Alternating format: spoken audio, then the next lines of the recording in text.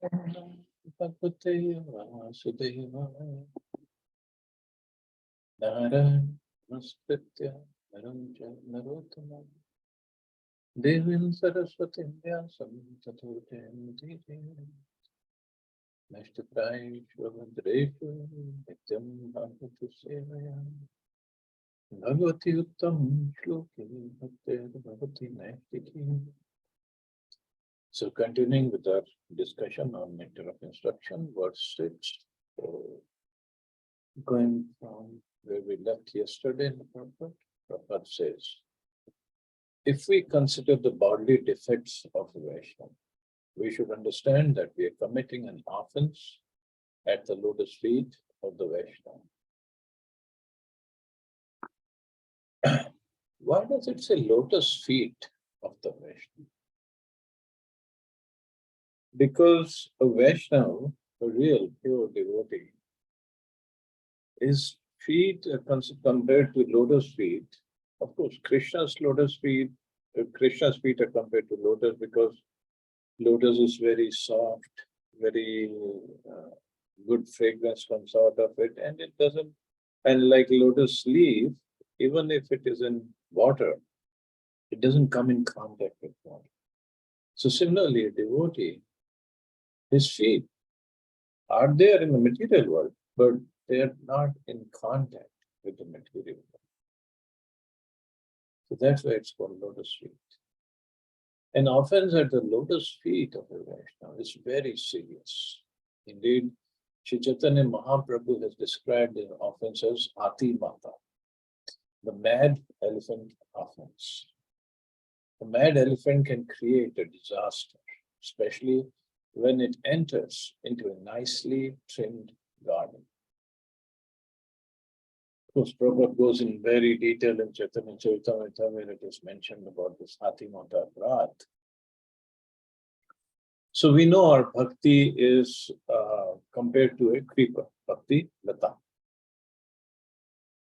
So first thing we have to make sure that the bhakti lata grows by our regular watering it with hearing and chanting and the service. So bhakti lata is growing. First we have to also make sure that there are no creepers around it. Because if creepers get the watering, then they grow faster than bhakti lata. And they even look better than bhakti lata. Might look better. But the creeper does not give us Krishna prema. So these creepers, which are also called weeds, yeah. So they have to be, make sure we are not nurturing them with our chanting and hearing. What are these weeds? The weeds of power, position, followers, money, opulence, or any kind of thing that does not help in our bhakti to grow. And as I said, they sometimes look nicer than the bhakti lata. They might look nicer, the weeds. They will have nice flowers, fruits, colors. But that's not bhakti lata. We can get enamored by them. In our heart, if there is a desire that, oh Krishna, I wish I was more popular, more rich, more opulent, more intelligent, and lots of followers, Krishna might fulfill those desires based on our bhakti, what we are doing. But that will not help us. That will not satisfy us. That will not satisfy Krishna. That will not satisfy Guru. So it's not bhakti. So we have to remove those weeds. We have to make sure we understand. And most of the time, we are the ones who cannot see those weeds. But if we are associating with right devotees, they can see those weeds growing. And they can They can warn us. They can help us remove those weeds. But now, even if we have removed those weeds and we are very careful they don't grow up again. So our garden, as Prabhupada said, nicely trimmed garden, nice garden, and Bhakti Lata is growing, growing, growing. But in the process, we might commit an offense. And that offense is compared to what? Mahaprabhu says, a mad elephant offense. Even an elephant offense would have been serious enough, but mad elephant is very, very strong, very powerful animal. And Bhakti Lata is a creeper. And if an elephant goes in that garden, will be growing this creeper. Oh, and if it is mad elephant, it's definitely gonna uproot that creeper and throw it away or trample it. Nothing will be left of it. Of course, Krishna's mercy, Bhakti Lata cannot be killed, so it will. But definitely its progress will be stalled. And this is how powerful this mad elephant of. And what is this mad elephant? It's compared to the offense at the lotus feet of a Vaishnava. And it is so serious. Here we are talking, Rupa Goswami is talking about the bodily defects of a Vaishnava. Once Rupa Goswami, he was just sitting outside his hut and he was meditating, he was doing his bhajan, and during his bhajan, he started meditating on the pastime of Radha and Krishna. So he saw, and this was his realizations. It's not somebody was writing it for him or he was reading from some book. So in his meditation, he went into the pastimes, and in the pastime he saw Radharani with her sakhis. She had come to a garden to pick up some flowers. So there were this tree, flower and fruits. I mean, so there was a tree, and the branch of the tree, it was a little higher for her to climb on. So if Radharani and Sakhis are there, then Krishna has to be there in the garden. And Krishna was sitting on that branch of the tree, but she did not see him. It was full of leaves. So somehow Krishna hid inside. So Krishna, with his foot, he pressed that branch of the tree down. So Radharani, what she did, she grabbed onto the branch with the left hand, and she started plucking the fruits and flowers with the other hand. And she was plucking the flowers for Krishna only. So she was completely absorbed in plucking the flowers. And now what did Krishna do? So he slowly let the foot come in. He did not press down the branch anymore. He was slowly let it go. And when the branch became straightened up or horizontal enough, Radharani was still holding on to the branch. Now she was up in the air. And she was crying, "Oh, somebody help me, please let me down. Somebody help me, please let me down." And all the Sakhis came and they could not help her. Or probably they didn't want to help her because maybe they saw Krishna. They want to have pastime. So looking at this, now Rupa Goswami is there as Rupa Manjari. And he started to laugh, seeing the naughty behavior of Krishna and the condition Radharani was in. It was just funny for her. But being in the pastime of Radha Krishna, Rupa Goswami here sitting outside his hut in his bhajan, he started to laugh because he was in that pastime. He was seeing that pastime personally. But what happened at that very moment, a Vaishnava was passing from the front of the Rupa Goswami's hut, And that Vaishnav had some bodily problems. So he would walk very in a limping way, and he had some issues with the body. Same thing what we are talking about here, bodily defects of a Vaishnav. And he thought Rupa Goswami is laughing at him, the way he was walking. Although Rupa Goswami was not that way. His eyes were closed and he was thinking of the past and Radha and Krishna. And this Vaishnav just went to pass by. And as soon as he got offended, he got unhappy with Rupa Goswami's behavior, the pastime went away from Rupa Goswami's mind. He tried to concentrate, but he could not see it again. Now he was worried that he has committed an offense, but he didn't know who did he commit offense against. So he went to Sanatana Goswami. Sanatana Goswami, being his elder brother, he heard the whole thing. He said, yes, definitely you must have committed an offense. Now how to find out? Because committing an offense means we have to go to that Vaishnava and beg for forgiveness.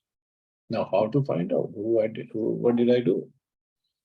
So Sanatana Goswami advised Rupa Goswami that you hold a feast. So, and hold a feast and invite everybody from the village. So probably he must be from this village only. And whoever doesn't come, just understand you committed offense against him.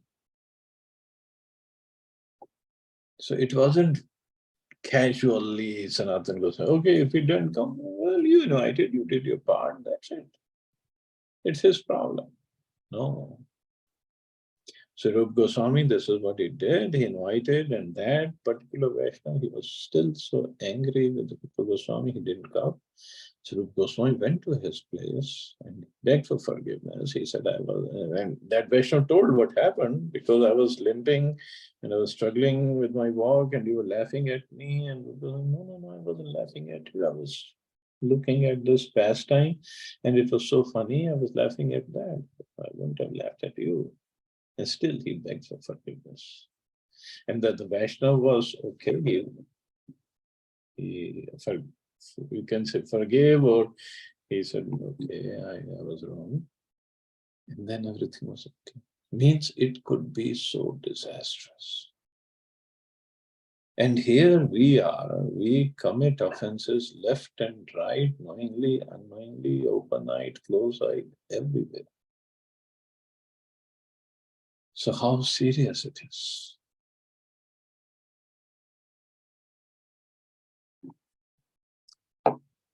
One should therefore be very careful not to commit any offense against a Vaishnava.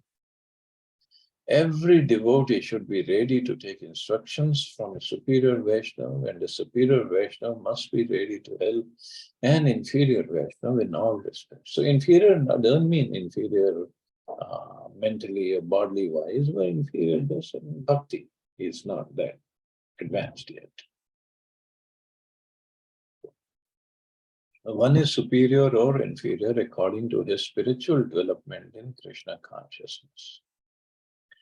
One is forbidden to observe the activities of a pure Vaishnava from a material point of view.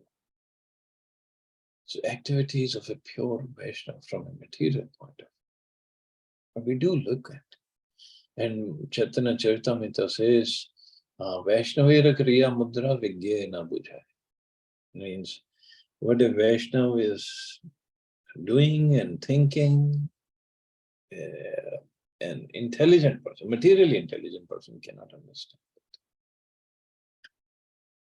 Because when we read Chaitanya Charitamrita, there are the pastimes of Advaita Acharya and Nityananda Prabhu. Many pastimes. And they are like intimate associates of Chaitanya Mahaprabhu. They both are one. Nityananda Prabhu is Balramji, Advaita Acharya is Mahavishnu, expansions of Krishna. Still in the pastimes, many times they go and kind of tease each other, fight with each other. And but those who don't understand their love for each other, they definitely can misunderstand this pastor and then can commit offense. So in there it is said, Krishnadas Kaviraj Goswami says that do not take sides. If two Vaishnavas we see fighting their superior, do not take sides of one against the other. We don't know what their mood is, and we might end up committing offense. Just stay neutral. So one is forbidden to observe the activities of a pure Vaishnava from a material point of view. And it from material point of view, many times, it just doesn't look right. And if somebody wants to find faults with a devotee, he can easily do so. For the neophyte, especially, considering a pure devotee from material point of view is very injurious. One should therefore avoid observing a pure devotee externally, but should try to see the internal features and understand how he is engaged in the transcendental loving service of the Lord. In this way, one can avoid seeing the pure devotee from a material point of view, and thus one can gradually become a purified devotee himself. And if a pure devotee is doing something that might be against the scriptures, then two people can correct him. One who is the authority of that devotee. And second, if we have that kind of relationship, loving relationship with him, that we can tell him and he won't mind. Other than that, we heard the story of Brahmaji. He he developed some lusty desires after his own daughter and ran after her. So those who six sons of Atri who committed an offense by chastising Brahmaji, they became the six sons of Devaki who were killed by Kamsa. So we don't want to end up with that kind of situation. Those who think that Krishna consciousness is limited to a certain section of people, a certain section of devotees, or a certain tract of land are generally prone to see the external features of the devotee. Such neophytes, unable to appreciate the exalted service of the advanced devotee, try to bring the Mahabhagavat to their platform. We experience such difficulty in propagating this Krishna consciousness all over the world. Of course, Prabhupada is writing from his experience. Unfortunately, we are surrounded by neophyte God brothers who do not appreciate the extraordinary activities of spreading Krishna consciousness all over the world. They simply try to bring us to their platform, and they try to criticize us in every respect. We very much regret their naive activities and poor fund of knowledge. An empowered person who's actually engaged in the confidential service of the Lord should not be treated as an ordinary human being. For it is stated that unless one is empowered by Krishna, one cannot spread the Krishna consciousness movement all over the world. Krishna Shakti Vina Nahi Tara Pravanta. So Prabhupada is writing from his experience that he did not get any help from his God brothers in India for taking up spreading the movement all over the world. And Prabhupada, of course, Prabhupada can say anything about his God brothers. We cannot. We got to be careful. So Prabhupada was lamenting that he did not get any help, but obviously he got plenty of help from Mahaprabhu himself. So I guess Chaitanya Mahaprabhu, Nityananda Prabhu wanted to give all the glories, all the credit to Prabhupada. So if he had spread this movement, taking the help of his God brothers, then he wouldn't be glorified as much as he's glorified now, that single-handedly at that age. He was 70 years old when he started the movement, traveling, writing, initiating, managing, everything he was doing. So glorious. But yes, he's lamenting he didn't get help. When one thus criticizes a pure devotee, he commits an offense, Vaishnava. That is very obstructive and dangerous for those who desire to advance in Krishna consciousness. A person cannot derive any spiritual benefit when he offends the lotus feet of a Vaishnava. Everyone should therefore be very careful not to be jealous of an empowered Vaishnava or a Shuddha Vaishnava. It's also an offense to consider an empowered Vaishnava an object of disciplinary action. It's offensive to try to give him advice or to correct him. One can distinguish between a neophyte Vaishnava and an advanced Vaishnava by their activities. The advanced Vaishnava is always situated as a spiritual master, and the neophyte is always considered his disciple. The spiritual master must not be subjected to the advice of a disciple, nor should the spiritual master be obliged to take instructions from those who are not his disciples. This is the sum and substance of Srila Rupa Goswami's advice in the 6th verse. So, spiritual master must not be subjected to the advice of a disciple, means the spiritual advice. Just like we talk about, although Ramchandra Puri, he was god brother of Ishwar Puri, and Mahaprabhu took him as his god brother of his spiritual master, took him very seriously. But still, Mahaprabhu is Supreme Personality of Godhead. So Ramchandra Puri chastised him when he saw some ants crawling by in his room, and he thought Mahaprabhu is eating too much sweets. But that was an offense on the part of Ramchandra Puri. Similarly, Amogha, who was the son-in-law of Sarvabhauma Bhattacharya, he told that story. When he saw how Sarvabhauma Bhattacharya and his wife was feeding Mahaprabhu so much, so opulently and so much of prasadam, that Amogha got jealous and he started speaking against Mahaprabhu. Being a sannyasi, how can you eat so much? You have no control on him. What about Vacha Vega, Mansa, Krodha, Begam, this and that. So much so, Sarvabhauma Bhattacharya ran after him with a stick in his hand, saying, "Let my daughter become a widow." Means let you die then commit this kind of offense against Mahaprabhu. And it so happened, Mahaprabhu, after in few days, very few, in 1 or 2 days only, this guy Amogha, he developed cholera, and he was on the verge of death actually. And Mahaprabhu went to him and he put his lotus hand on his chest. Amogha said, "Why do you have this kind of envy in your heart?"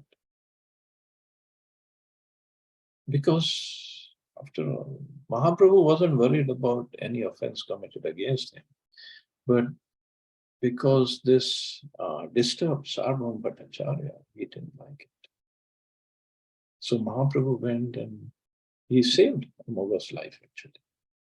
But the point is, we cannot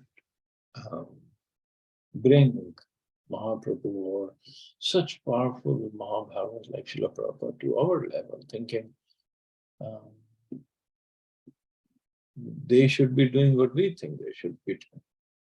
But that is not true. But spiritual master must not be subjected to the advice. Also doesn't mean, I mean, if the disciple knows something materially, like Prabhupada, if he needed some advice about creating of his contrast or some other material things, yes, disciples guided him, helped him. That is different. But not to take instructions on spiritual matters. So thus ends the purport to 6th shloka of Nectar of Instructions. So tomorrow we'll start the 7th. See anybody has any questions or comments?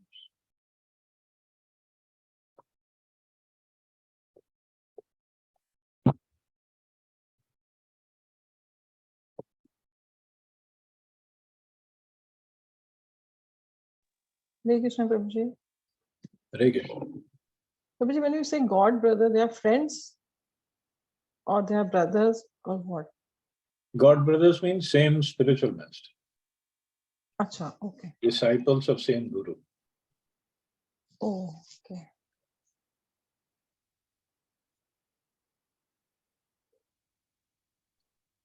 Of course, in What? English we call it God brother. In Hindi it's called Guru Bhai. So Guru Bhai is the right word actually.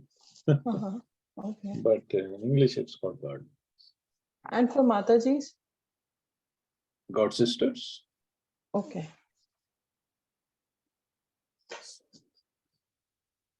Okay. Thank you, Prabhuji. Thank you, Mata. Chalo, you all have a safe and wonderful day. Hare Krishna. Jai Shri. Thank you. Hare Krishna. Jai Shri Prabhupada.